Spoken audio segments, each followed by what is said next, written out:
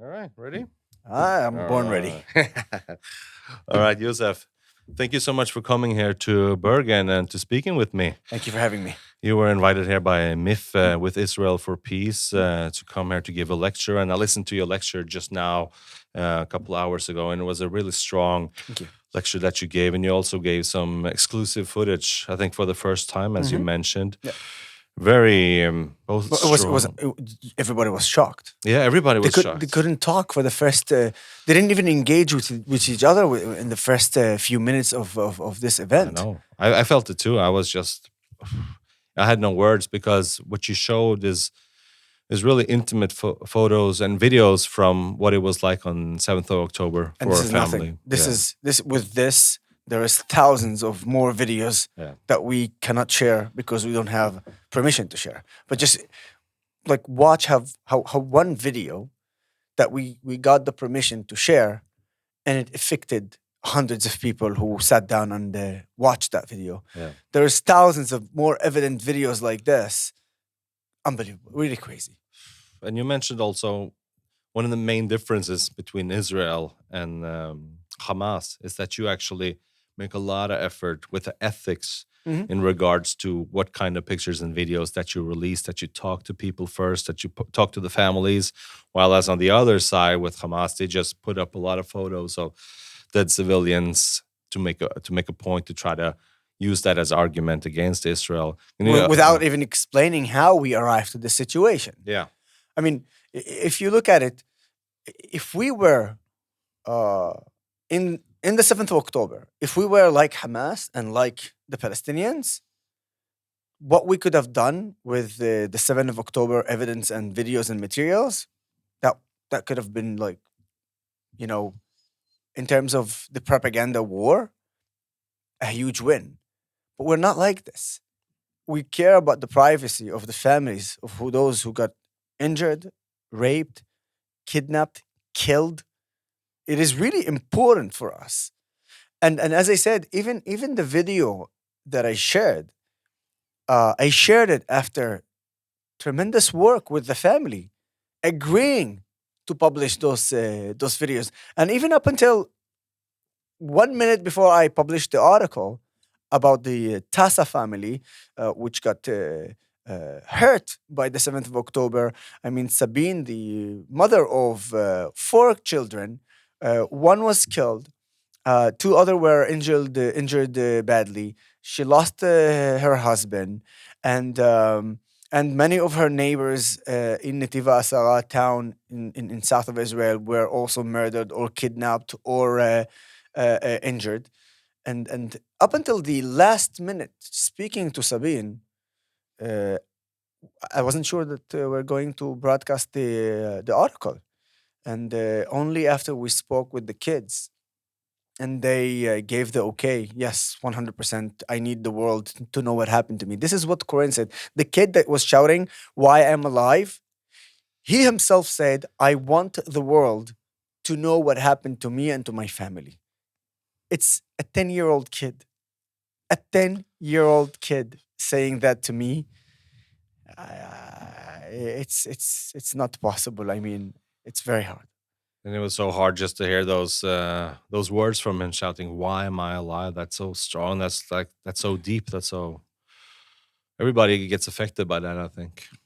You saw that I actually stopped for a second, and while everybody is watching the article, I stopped watching the crowd, and I wanted to see their responses and how they react. And when we arrived to that point where Corinne is shouting, "Why I am alive," and you can hear on his voice the that he's hurt, that he's in pain, and that he is desperate, and that there is no hope. And we need to understand that this kid just watched his dad dies in front of his eyes, and then two ugly monsters, terrorists, Hamas terrorists, took him and his brother with an eye outside. I, obviously, if you saw, I blurred the footage of their faces in order to make it possible for everyone to actually watch it. Imagine what the kid went through in those moments. It's unprecedented. I'm telling you, I do not want to try. I cannot understand. No matter how much we try, and no matter how much I went to my life, I got injured very badly in Lebanon when I served in the army. But I will never ever be able to understand what this kid went through. It's impossible. It's like it feels. I'm a parent as well. I have two daughters, and it just breaks my heart to hear kids be involved in war like that. They shouldn't have been targeted at all. And that's what's so awful, I think, about Hamas. Not only do they not target IDF soldiers, that would be a separate thing, I think, if they went soldier to soldier, but they don't do that. They're so cowards to go directly towards And we civilians. need to differentiate between a couple of things Yes. because there's like even just it's not just the attacking side. If even when they sort of we say defend themselves. Mhm. Watch this, yeah. Have you noticed that during the last 15 months, I haven't seen even one single Hamas terrorist with the Hamas uniform. But once there's a ceasefire, suddenly all the Hamas are coming with their uniforms. So basically, what you're doing here, and this is, by the way, uh, this sentence that I'm about to tell you, I didn't thought about it. I heard it from Palestinians in Gaza.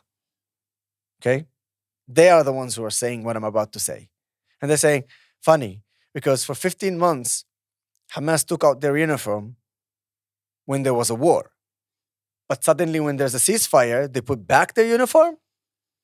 I thought it's supposed to be quite the opposite. When there's a war, you put your full uniform and you go fight. And when there's a ceasefire, you take your uniform because there's no need to fight anymore. But they're doing the opposite. And they're doing the opposite because they're absolute cowards. Cowards. They know that if they go fight face to face with the IDF, they will be decimated. And that's why they commit war crimes by being civilians. And then what happened is, then the UN and even the Norwegian government will adopt the narrative of Hamas and saying, oh, 40,000, 50,000 civilians are killed. Oh, yeah, I wonder why none of them are combatants, you know? And add to that the fact that they say, oh, well, Israel is killing kids. You know, that 14, 15, 16 years old, 17 years old, up until 18 years old are considered to be kids, right? But you know that Hamas themselves publish their photos when Israel eliminates them as members of Hamas. So are they kids or members of Hamas? Huh? And if they're members of Hamas, why are you putting them on the list of kids? And if those civilians are civilians, then why Hamas is publishing about them as being part of Hamas? They're the one who's doing it every time someone from their terror organization gets eliminated. But no, it's all civilians. And the Western world is adopting the narrative of Hamas. Why So is that happening, you think? Why are we adopting it so easily? because because you have a biased organizations against Israel, and I'm speaking about a lot of the human rights organizations such as Amnesty International, and of course you have the UN. You know how many times I spoke with the United Nations representatives and had a confrontation with them, and then I and asked them, okay, how where did you get the number 40,000 people died in Gaza by the IDF? And they said it's from the ministry, the health ministry of Gaza. And I said, who controls the health ministry in Gaza? Take a moment, take a moment, take a moment. Yes. Do you want me to help you? It's Hamas. It's the terrorist organization. It's an organization defined as a terrorist organization by the United States, by the UK, by a lot of European countries, and of course by Israel. And so what you're saying to me is Hamas is controlling the health ministry in Gaza. Uh, they are the ones who are sending them the numbers to the UN, and the UN is just adopting it. That's it. But when the IDF says that we eliminated at least 15,000 members of the terrorist organization Hamas, you do not take that in consideration. An army of a sovereign state, democratic state, recognized by the countries of the world, yet you decide to take the narrative of a terrorist organization. Now you tell me, yeah, based on that, if I should have any sort of respect to this organization that called the United Nations. I have zero respect to this organization. This is a corrupt organization that needs to be shut down, reboot, and make it all over again. This is the bottom line of it. And anyone who will try to convince me otherwise, I have tons of facts that I can back those facts with numbers and to show you how this organization is biased against one country in the world, because you take all the condemnations of all the countries, and we have countries like North Korea, Iran, Cuba, Venezuela, Syria under the Assad regime. Just recently, we've seen so many evidence of the atrocities that the Assad regime did. Yet if you combine all the condemnation that all the countries of the world got, and they still don't even match the condemnation that only one small country of 10 million people in the Middle East got from the UN.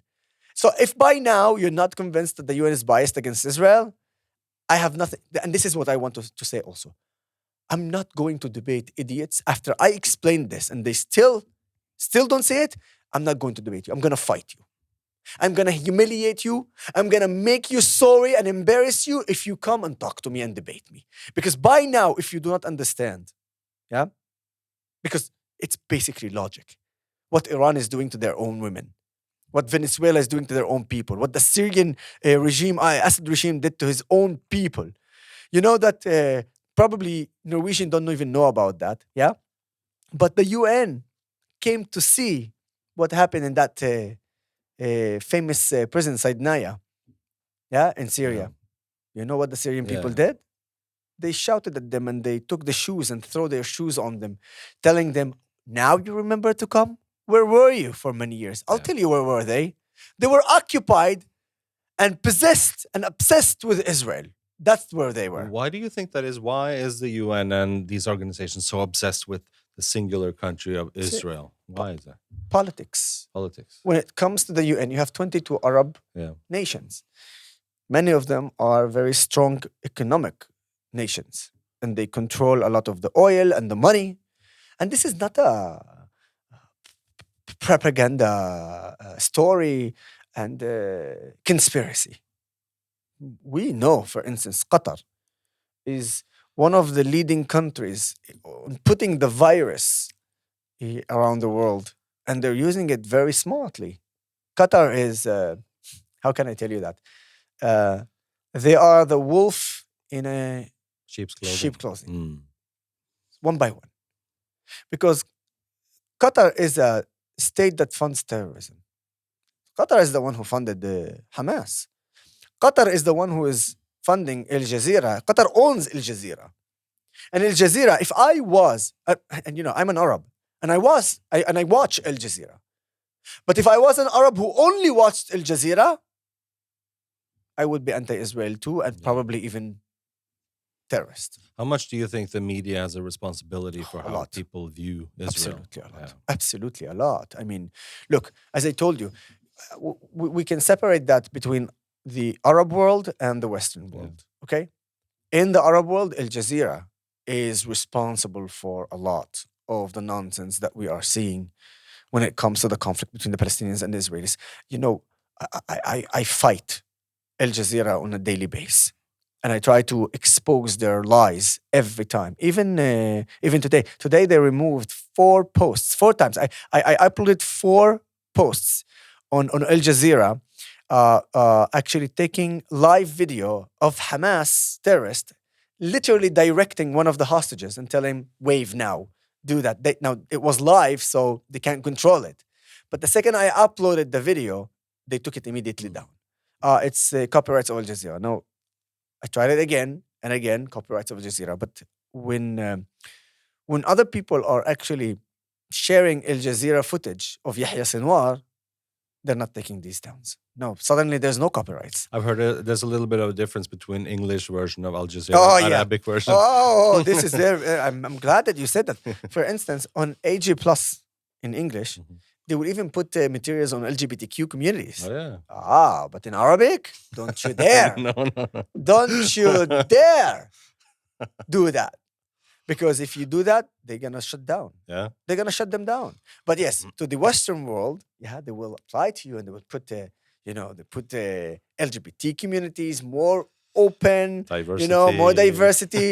But in Arabic, that's why if there's an English speaker who watches Al Jazeera in Arabic, please go learn in English. Sorry, go learn Arabic, and then you're gonna Yeah. say, "Is that the same channel?"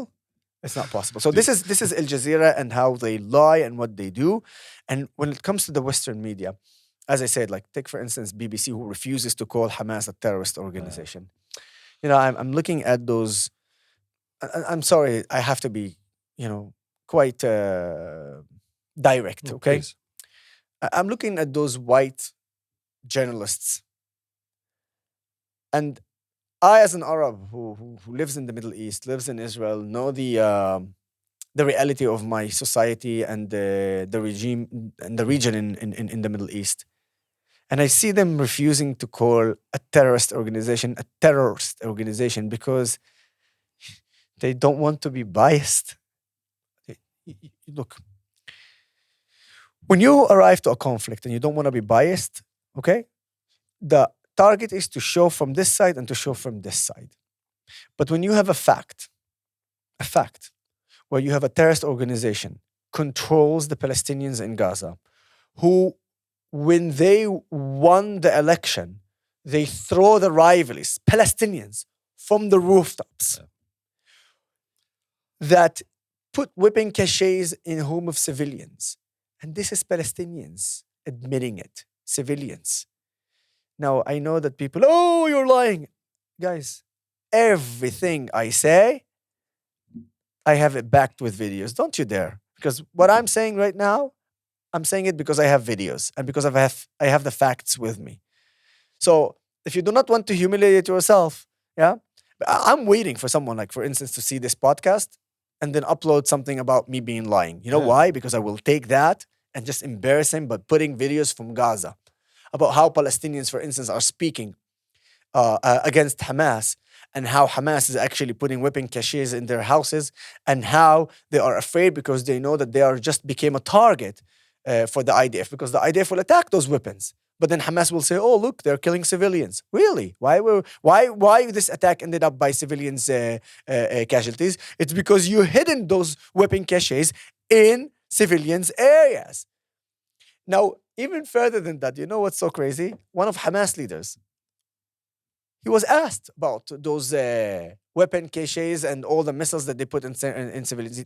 He didn't deny it. He didn't say, "Oh, no, we don't do it." He says, "Well, we are working on making sure that we are not doing it more." So you have Hamas leaders and you have civilians in Gaza telling you exactly that Hamas is using them as human shields.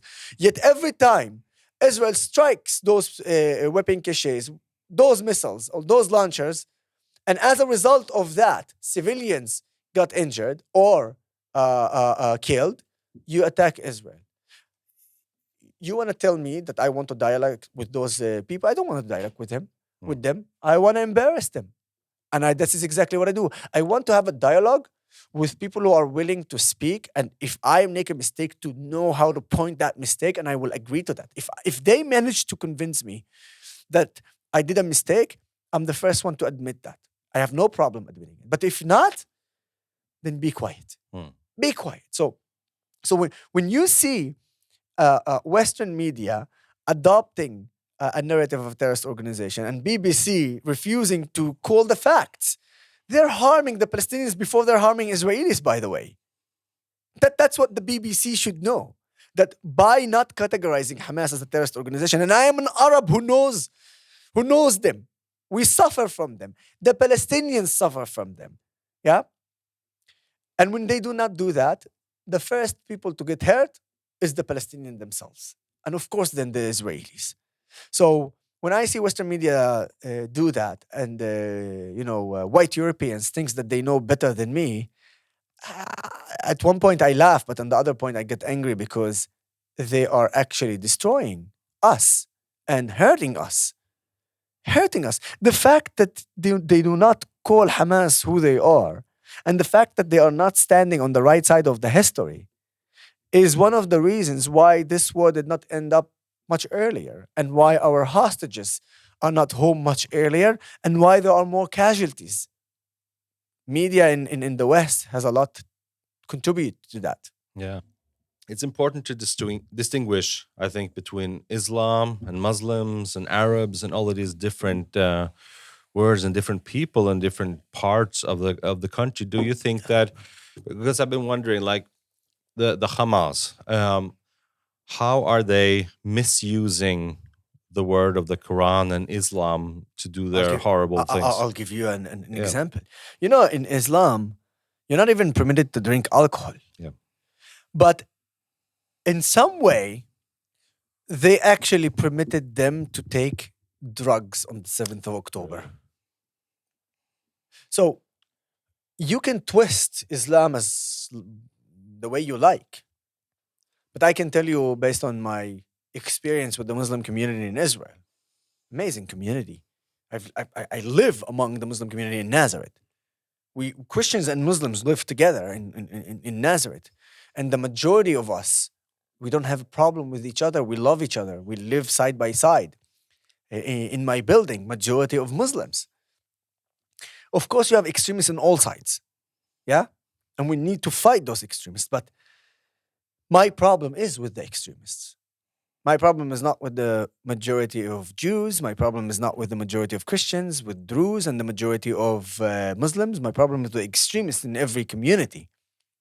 And when you take a little bit of what's happening in Gaza, so the sheikh of Hamas permitted using drugs, and they and they even issued a statement about it. So they twisted in order to give it some, a stamp. Yes, according to our religion, if you are going right now onto this mission, you're even allowed to take drugs. And they were on coke. We know that. We have evidence that the terrorists of Hamas used drugs before they attack in order for them to be more aggressive and more crazy. But this is not only this. There's many things that radical people from the Muslim community, radicals, yeah, uses any phrase in the Quran to make it about their agenda and their use. Like the But Khaybar yes, Yahud, Khaybar Yahud, of course, we're Mm. talking about how they're trying to again implement what happened hundreds of years ago when they killed the Jews and attacked them. But I have to tell you one more thing about this. I always say, and I think you heard it in my lecture. One of the things that we need to do is we must ensure that we never generalize Yes. any community and any religion and any Yes. people, because by doing so we are giving them the weapon to attack everything we stand for. Mm. Okay, so first of all, it is, as I said, the right thing to do. We must never generalize a people, community, whatever, or religion. And second, we must not do it in order for us to make sure that the extremists do not use it against us, because that's not what we will do. And so when we don't do that, we do not give them the time to focus on this, and then we can ask them questions such as, how many times the word Jerusalem is mentioned in the Quran? Okay, how many times the word sons of Israel is mentioned in the Quran? Do you know? No, Jerusalem is 0 times mentioned in the Quran. really? Sons of Israel is mentioned 43 times. Oh. Okay? In the Quran, you have a phrase that's saying that the sons of Israel will enter Israel only when they can beat the monsters, Amalek, and all that. It's in the Quran al-Kareem. So any Muslim knows that. And a radical Muslim will try to wipe that and not even talk about it. Okay? This is the Quran. Now, I want to go for the Bible because I want to move through each religion, and then if you're an atheist, I will address that as well. A lot of people ask me why you are such a defender of the Jewish state as an Arab Christian. And I say because it's written in my religion. 2025 years ago, Jesus was born. In the Bible, which is written in Arabic, because I'm an Arab, it says this, ولد في بيت لحم اليهودية. It's written. And what I said is that Jesus was born in the Jewish Bethlehem. Hold on. I thought that based on what the Palestinian says, they were before the Jews. But Islam came only in the 7th century. Jesus was there 2025 years ago. And he was born as a Jew. His mother, Miriam, and his dad, Joseph, Jews. Nazareth was a Jewish town, the town where I'm from. Yep. He was born in the Jewish Bethlehem, as it says in the Bible. In the Bible, we say he came to his own people and his own people deny him. Okay. To which people we are referring to? The Jews. Jerusalem. He entered Jerusalem to his people. Who was in Jerusalem? The Jews. So you have countless evidence, 43 times in the Quran, countless evidence in the Bible, and of course in the Torah. I mean, it's based on that, so I don't even need to go there. But let's say you do not believe in religion. Let's say that you're an atheist. The history is there. So I'm going to ask this. Based on that, this land was occupied by so many empires and the armies, from the Ottomans to the Brits to the Romans, whatever you want, Babylon and all that. When it was occupied or owned by the Arab Palestinians, tell me. And if it is, tell me what was the leader of that country, empire, the government, the army? Please. I don't know. So there is this guy who went into the West Bank and he asked the Palestinians, give me the most important figure in your history of Palestine. Do you know what they responded? Over 90% of them? Yasser Arafat. Yasser Arafat, who was born in Egypt. Yasser Arafat, that we are talking only from the last decade, to 70 years ago. Yeah. So your history is all about 70 years ago. I thought you were going back way, way, way thousands of years. Yet your most important figure in your history of the Palestinian history is Yasser Arafat, a person who was born in Egypt, spent most of his life in Tunisia and in Lebanon, terrorizing Israelis, both Arabs and Jews. That is your most important figure? Because I can speak about King Solomon and King David. Yeah, that goes thousands of years ago. So, based on that, the fact that they do not know, we arrive to modern history. And modern history says like this. The last empire to control this territory before the establishment of Israel, the state of Israel, it was the British Mandate. And during the British Mandate, there were Arabs and Jews living in that territory.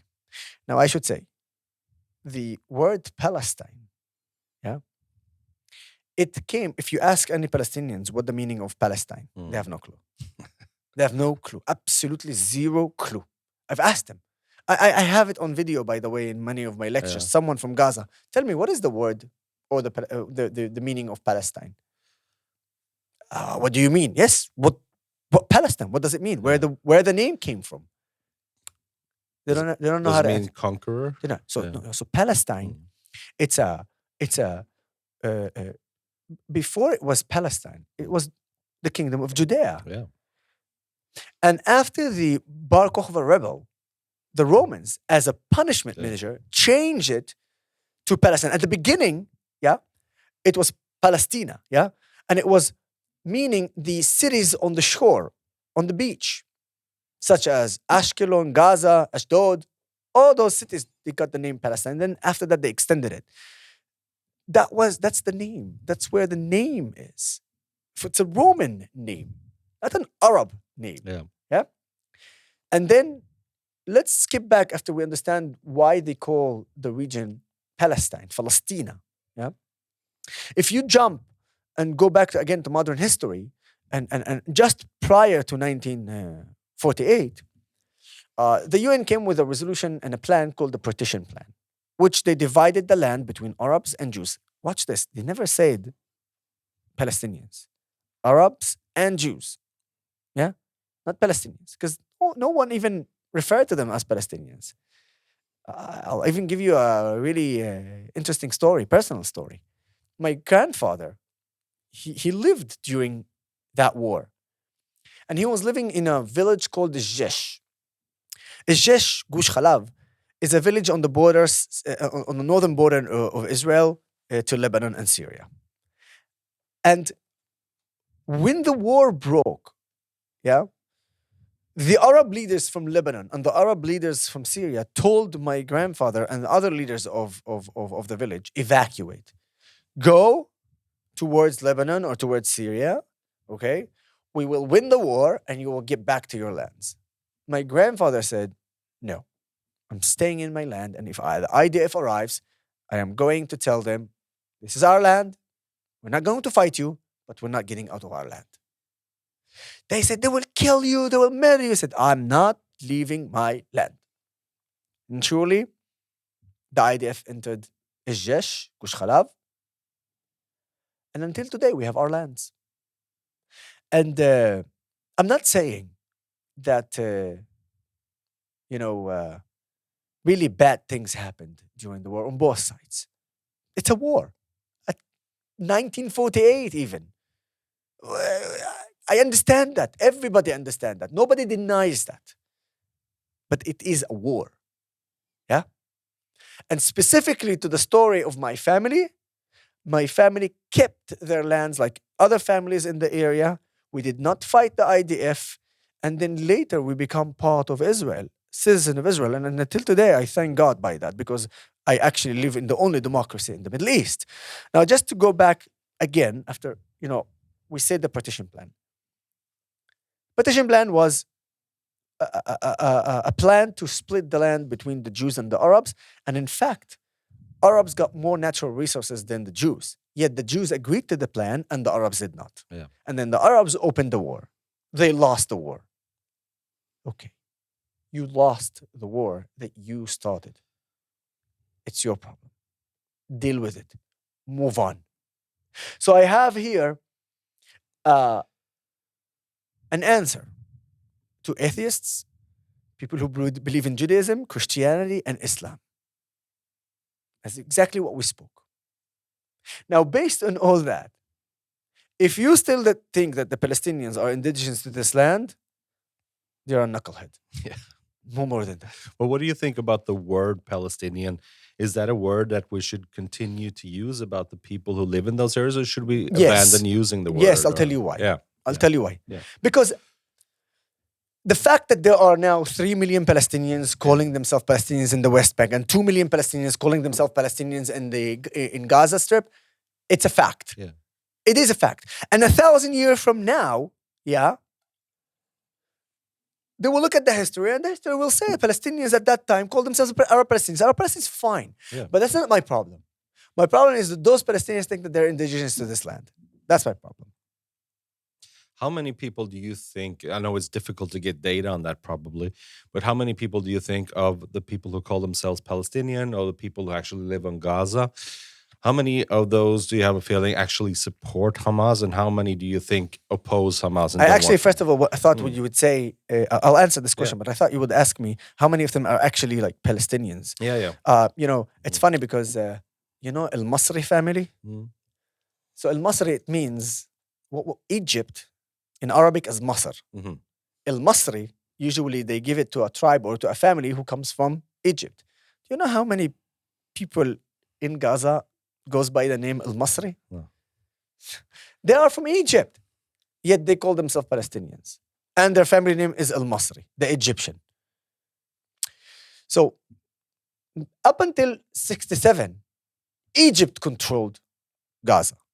Jordan illegally controlled the West Bank. Why from 48 to 67 nobody just handed the land to Palestine? Because there was no Palestine. Yeah. Simple. Simple. Even Gaddafi, a big terrorist, Libyan terrorist, who was after that humiliated by his own people, even he himself in one of the Arab League meetings, national meetings, he said, he looked at the Palestinians and the Arab leaders and Assad and everybody. He said, you're stupid. We had the land. You, Egypt, had the land. You, Jordan, had the land. Why didn't you just make a Palestinian country? Because nobody wanted to make a Palestinian country. Nobody thought about it. It only became a thing in 66 when after that Yasser Arafat and the PLO, the liberation movement of Palestine and all that came to our life.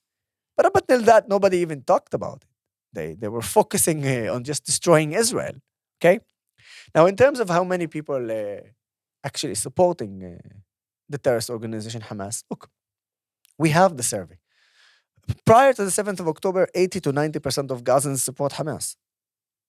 Some of them support them really. Some of them, they don't have a choice because otherwise they will be terrorized by themselves. After the 7th of October, the number reduced drastically. But we will still see that publicly they will support Hamas because they don't have any option. Part of that is you guys, the Europeans, who are okay with Hamas. And that's why Hamas will stay in power. And that's why you will never see Palestinians protesting against Hamas because they're powerful.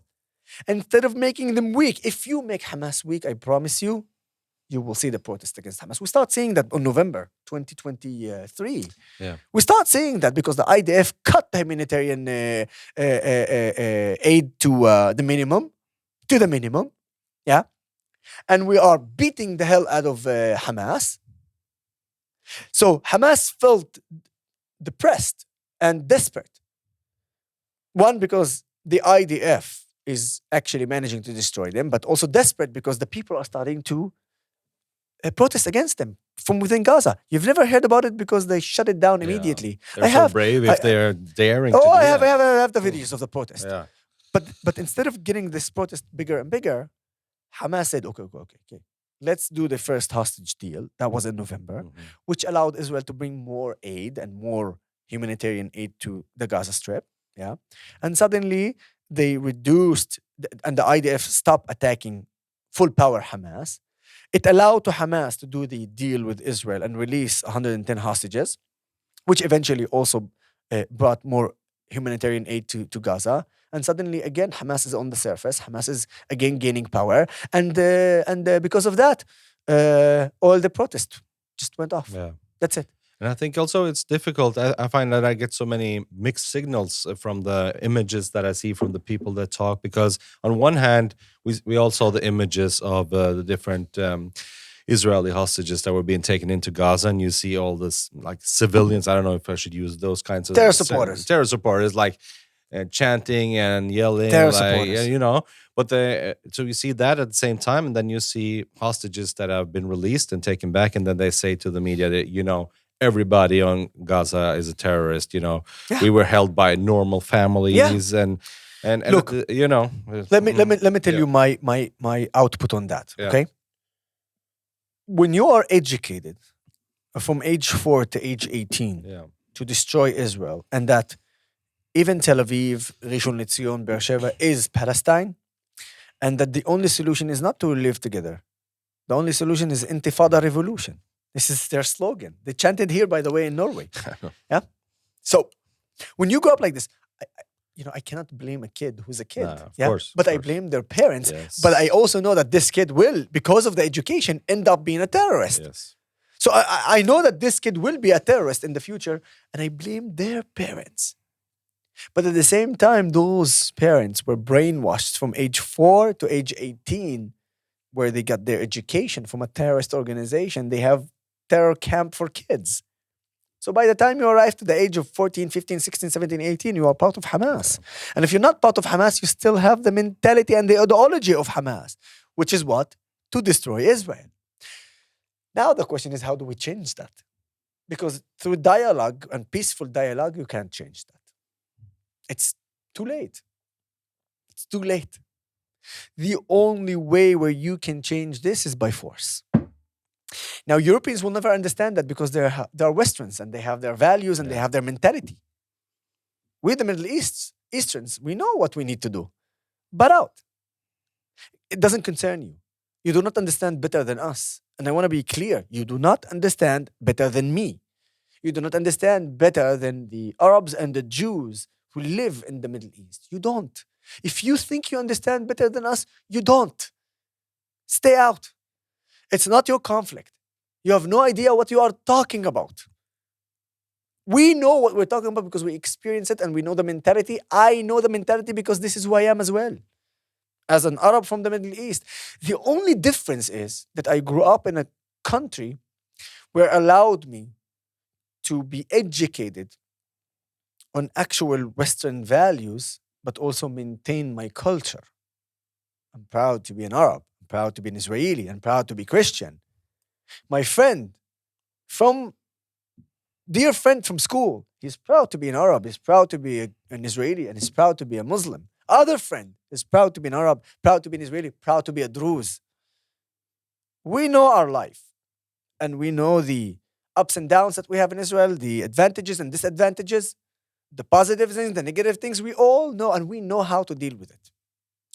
Have you ever had an opportunity to speak with someone who actually has that kind of Hamas ideology and believes that Israel should be destroyed? Have you ever had a one-on-one to speak to that kind of person? Well, usually it ends in either they shout and run away while they're cursing Yeah. because they cannot handle the truth and they cannot debate me, or which happened quite a lot, where after few days where it's sync whatever I said, then they contact me on social media and said, Yeah. "Okay, listen, I start searching more, and I kind of get it now."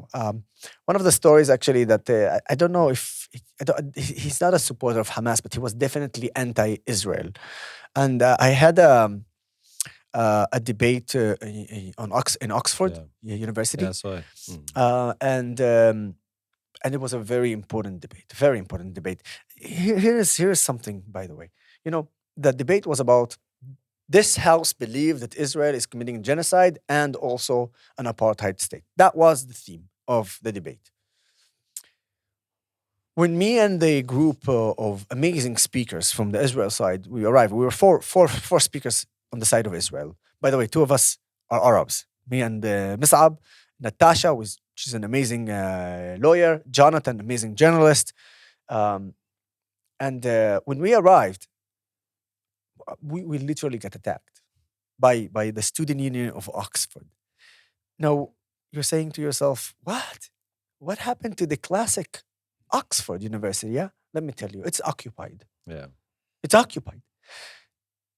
90% of the people who were there from the student union of Oxford, I spoke Arabic with them. They're not Brits. This is not the classic Oxford that you used to know. The president, Egyptian. His deputy, Lebanese. Do you know who's investing in Oxford? Qatar. Millions and millions of dollars. Are you making all the dots now and the connections? Oxford is being occupied. So when we arrived, we knew from the beginning that the debate is it's a lost case. We know that we are losing the debate in terms of the vote. The majority of Middle Easterns there, of course, are biased. We didn't go there knowing that we are fighting to win the debate. Even before it started, we knew the result. But we arrived there for two reasons. The first reason is to show those anti-Israel terror supporters in Oxford from the Middle East, majority of them, that we're not afraid. We will come, we will look you dead in the eye, and we will tell you that you are terror supporters and liars. And I will show you why. And the second thing is because what happened after. Because all this is videotaped. And I was waiting for it to go on YouTube. And surely, once it was on YouTube, it made a huge fuss. A lot of people shared my speech there, to the extent where an anti-Israel person with really Israel videos. He would make such a terrible and horrific videos against Israel. He came and he said, I changed my opinion. Among the other things that made me certain to change my opinion is a speech that he heard from an Arab Israeli in Oxford. It's possible to change people's mind, even the radical ones. In Islam, do you think that is anti-Semitism a part of Islam? Look, you have right now Muslims fighting in the IDF, fighting Hamas. This is exactly the problem when it comes to Westerns who are actually stand with Israel. That's the problem. You do not generalize. Do not even go there. Do not speak about Islam. Speak about the radical Muslims. Okay? Don't even go there because this is exactly what they want. Yeah. The second you speak about Islam and not the radical Muslims, you're lost. Because they're going to take it and they're going to milk it. And they're going to make it about all Islamophobia and how you're Islamophobe. And they're going to show you who they are not. They're going to show you the majority of Muslims who are actually peaceful. And it is. In Israel, as I told you, my friends serve in the army, in the national service. They're judges, they're lawyers, they're members of parliament. And they're Muslims. The radicals will use them and show you how they are not radicals, which they are right. But they will never talk about themselves. Because if they will talk about themselves, then they will see that you are right. But of course they're not. And I understand the game. And I understand them. Because you allowed it. When the media or when a pro-Israeli Western attacks all Islam, he's playing to the extremists. Yeah. So I would say that when you go and attack Muslims and then you see majority of them comes and speak and say, stop attacking my religion, I did not do anything. They are right. Yeah. But also them, they are afraid of the extremists. That's why they will never even mention the extremists. They will talk about themselves and they will be right. But they will never ever talk about the extremists because they're afraid of them. And if they speak about them, then they are collaborators. And they don't want that. And they don't want to put their family in jeopardy. Yeah. I put my family in jeopardy because of how I speak and what I do. Yeah? Because those extremists will attack you. Not the majority of Muslims, Christians, and Druze and Jews. No. The extremists of all those communities are the one who's attacking me and my family and my friends. Are they attacking you even more because you're Arab? Of course. Yeah. Absolutely. The reason why they're attacking me as an Arab, it's because as I told you many times already, I understand the mentality because I came from this Middle Eastern mentality. And as an Arab, to stand with Israel and expose them because I know the language and I know how they think, I know what they're gonna do, and I know where to hurt them, the extremists. So of course they attack me more. You're dangerous to them. Because I expose them just by being there. So, but what I do is I refuse to generalize and I focus only on the extremists. That's why I win every debate. Because when you come to me and you just, for instance, ask me, what do you think about those who calling themselves the Palestinians or whatever it is? Yeah. But if I would say, there is no Palestine, there is no this, historically, no. But today, jump 1,000 years from now, then there would be people for thousands of years calling themselves Palestinians. You have to acknowledge the people living now. Exactly. So, but I'm saying is, there are, but that's why I'm saying I'm balancing. I'm saying there are. But don't tell me that they're indigenous to this land because they're not. They're coming from Syria, they're coming from Saudi Arabia, they're from Egypt, from Lebanon, from Syria. I'll tell you something about me. Ask me where my family is from. Where are they from? Syria. But for generation after generation after generation, we were in the land of Israel. Even 9th, 10th generation. But after, when I asked my grandfather, but go back, where are our roots? He said from Halab, from Syria. Okay? So I know my history and I know who I am and where I come from. That's why I'm confident of what I'm saying, okay? And this is exactly what I'm trying to say to all the pro-Israelis. Be smart. Don't fall in the trap of the extremists. Yeah. Because what they will do is they will take it, they will use it as an ammunition against us. Yes. Point. The 7th of October attack that Hamas committed, what do you think was the essence of that? What was it about? What is it about the land that they want to take from the Israelis? Was it about anti-Semitism? Was it about just terrorism in general? What do you think is the essence of why they did that? The charters of Hamas says destruction of the state of Israel. No more than that. They want, Why do they want to do that? because for them, they believe that there is no such thing as Israel. There's no such thing as Jews in here, in this land. It's all from the river to the sea, only theirs. Yeah. The reality is that from the river to the sea, there's actually no Palestine. You know what? This is a very good question. Even you know what the anti-Israeli like to use? They use a coin that says on it Palestine. No. But you know what they didn't even notice?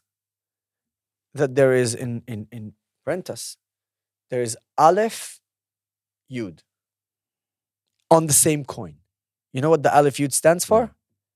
Eretz Yisrael. Yeah. Israeli land.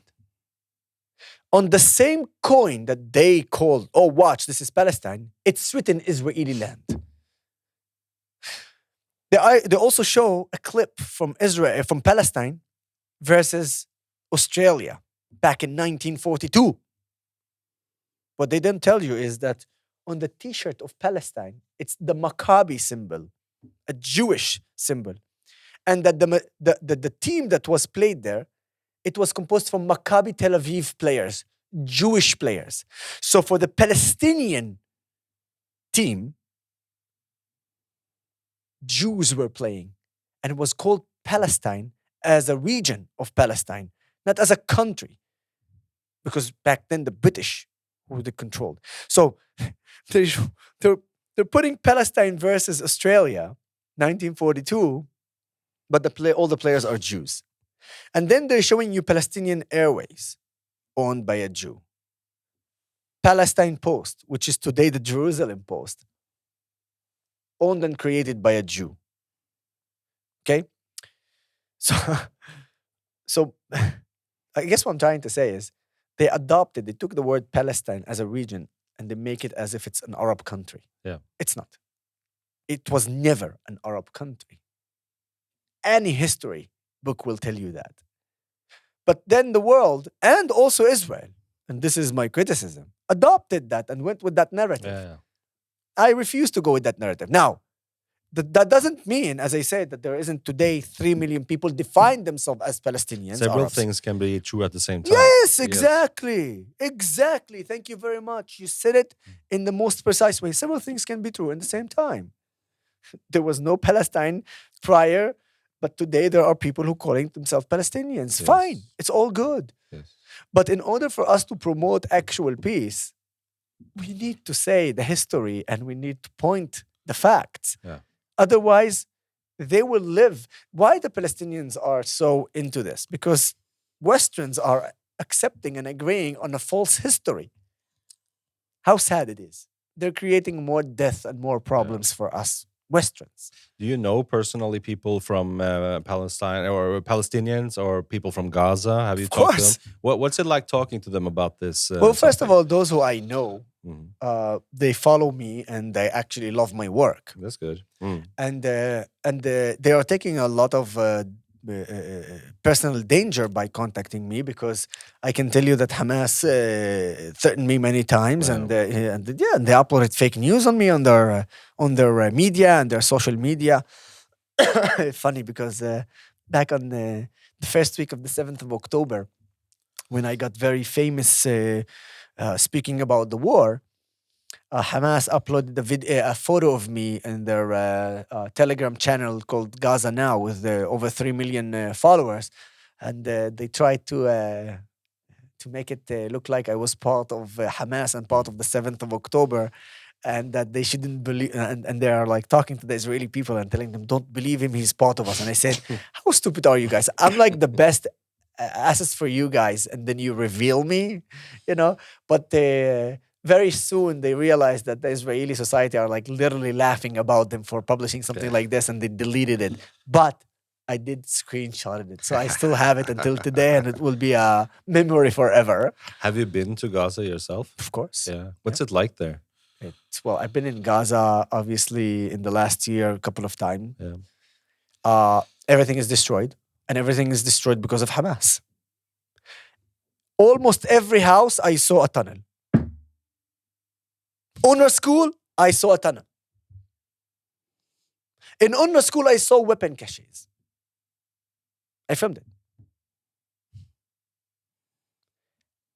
Hamas destroyed Gaza. It's total destruction there. Hamas destroyed it. Were you there before October 7th? No. No. You can't. Israelis are not allowed to enter Gaza. Absolutely. You can go. Yeah. You don't come out. You have Hisham Said and Avra Mengistu who entered, one by mistake and one because has a bit of a problems, and they eventually ended up but never came back. Hamas abducted them and took them. So you can go, but you're not gonna go out. It's a one-way ticket. It's a one-way ticket. But what does it mean for you to? I don't have a problem to Yeah. send that ticket to some of the LGBT communities who Yeah. support the Palestinians. Go, That would be a please support them. Go ahead. I rooftop want party. you to go there. A rooftop party. No. Yeah.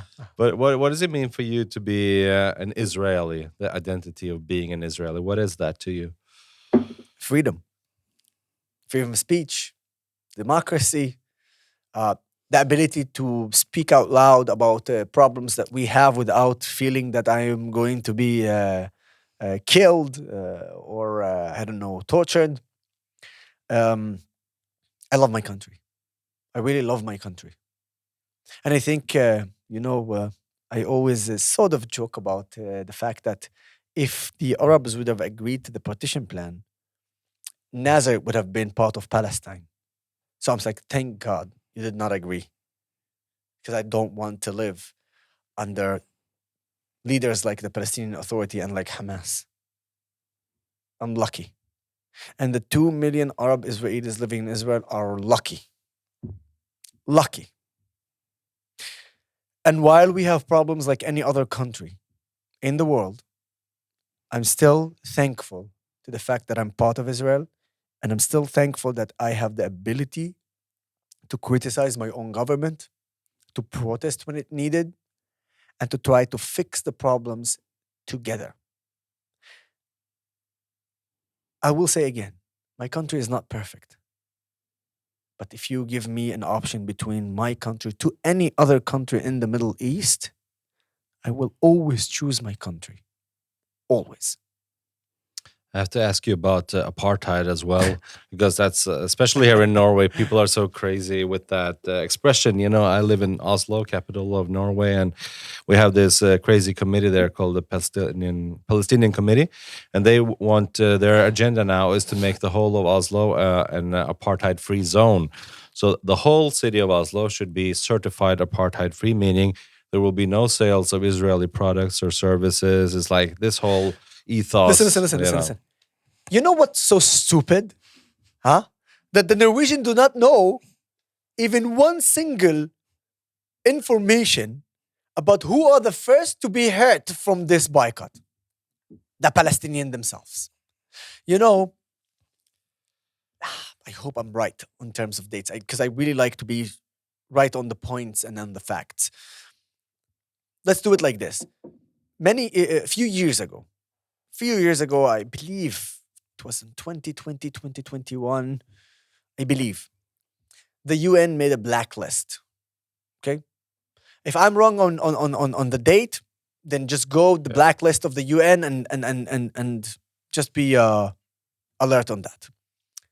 The UN made a blacklist of factories behind the green line and said that we are going to make this blacklist in order for companies to boycott the products of those factories.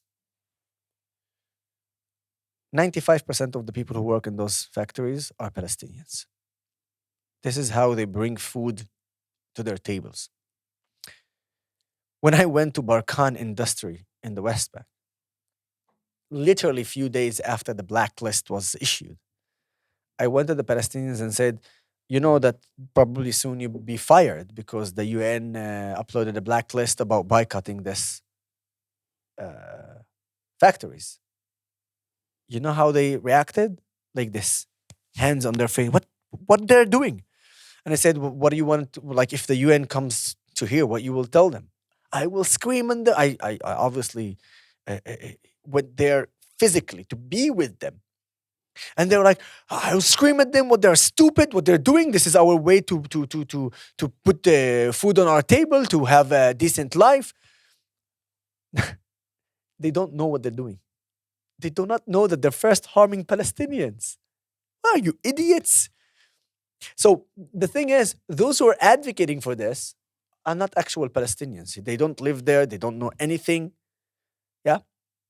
And that's why they don't care about them. They don't care. They do not care about the Palestinians. The only thing that they're in their eyes is to destroy Israel and how to sabotage Israel. That's what they think, without thinking about the Palestinians. Wake up.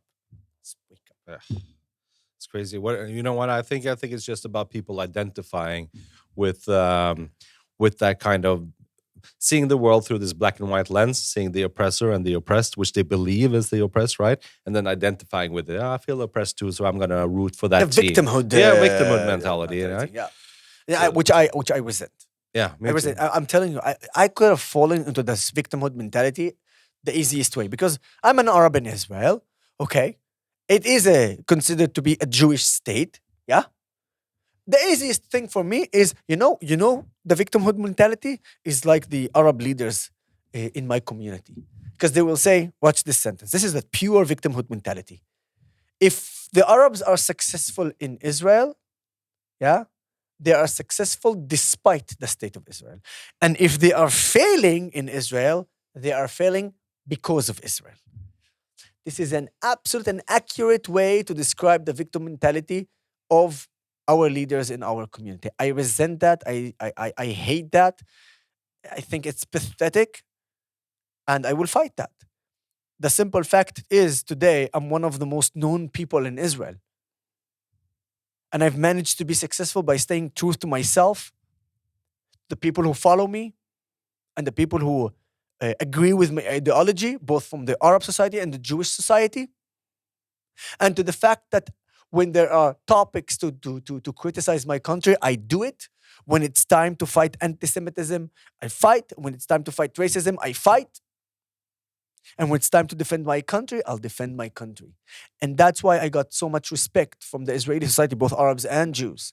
And that's why extremists from both sides, minorities, they're attacking me even more. Well, guess what? Just like those extremists who came today to my lecture to protest against me, also the extremists in Israel are only making me stronger and stronger, and making me more believe that I must continue until the end, because this is the only way to stop them.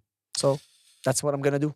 Yosef, thank you so much for your time today, and thank you for doing what you're doing and standing up and being brave like that, and for spending your time in life fighting for this, fighting for the truth. And I wish you the best of luck in Am Yisrael Chai. Shukran, Habibi. Thank you very much. Am Yisrael Chai. Amazing.